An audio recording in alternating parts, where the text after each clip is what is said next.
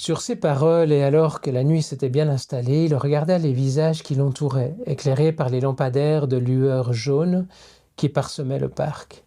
« Chers amis, dit-il, je suis un homme du soir et la nature m'appelle. Quelqu'un aurait l'amabilité de me donner une pièce ?» Après avoir remercié du regard, il se tourna et alla vers les Vespasiennes, à porte coulissante et auto-lavage, qui se trouvaient non loin de son banc préféré dans le parc municipal qui faisait face à la mer. La petite assemblée resta silencieuse un moment, puis certains se mirent à chuchoter, à parler entre eux. D'autres commencèrent à trouver le temps long et s'inquiétèrent de cette absence prolongée. Après quelques hésitations, on décida d'aller frapper discrètement à la porte des toilettes du parc.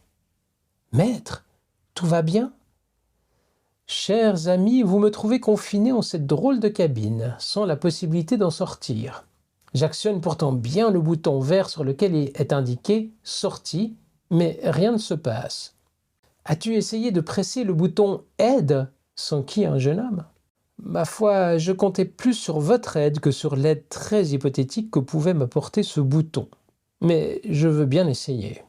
L'assemblée réunie autour de la Vespasienne automatique entendit un grand bruit de jets puissants et de moteurs électriques. Ils entendirent peu après leur maître qui toussait et s'étouffait. « Je viens de prendre une douche involontaire de produits désinfectants. Je suis trempé et la peau me brûle. Je serais rassuré si l'un d'entre vous pouvait trouver un moyen de forcer cette porte. » Un jeune homme répondit. « Quelqu'un est parti chercher un pied de biche dans son atelier tout proche. Ça ne devrait pas être long. » Alors que le temps semblait justement long et que tous s'inquiétaient d'entendre tousser à l'intérieur, le même jeune homme se proposa de poser une question dans le but de ne pas rendre cette attente trop pesante. « Maître, peux-tu nous parler de l'hygiène ?» Entre deux quintes de toux, il articula. L'hygiène est devenue obsession, puis désinfection, obsession d'un monde qui cherche à se différencier de la mort par l'absurde et l'enfermement, la morale et la certitude. Il n'est pas possible de désinfecter un système vivant car la vie est un équilibre de forces contradictoires qui se soutiennent mutuellement, comme les arches d'un pont opposent des forces contraires qui contribuent à la solidité de la structure. La désinfection cherche l'élimination de l'adversité et si cette méthode peut amener un répit, elle ne saurait être maintenue sur la distance, comme le danseur qui, tout en prenant appui sur le sol qui le soutient, tente de le faire oublier par son mouvement. La vie s'appuie sur la contrainte des multitudes en présence.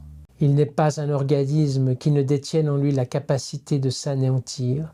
Nous recelons les poisons les plus puissants et les sucs les plus toxiques.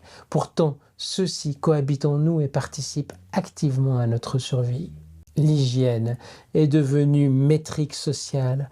Couvre-toi le nez et la bouche quand cela n'est pas nécessaire pour marquer ton conformisme à qui voudra le voir.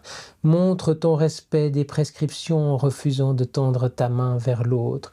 Peu à peu, cette métrique va s'introduire en toi et faire son nid dans la solitude de ton être. Elle te chuchotera inlassablement de ne pas t'approcher, de ne pas succomber à la tentation du toucher. Un jour, peut-être, tu refuseras de prendre dans tes bras un enfant inconnu qui aura besoin d'aide. Je ne te le souhaite pas, car tu découvriras alors le gouffre qui te sépare maintenant de ton humanité. Le dogme hygiéniste qui sévit est la vérité des notables qui l'ont adopté comme d'autres entrent en religion. C'est l'assurance de leur cécité et la garantie de leur enfermement.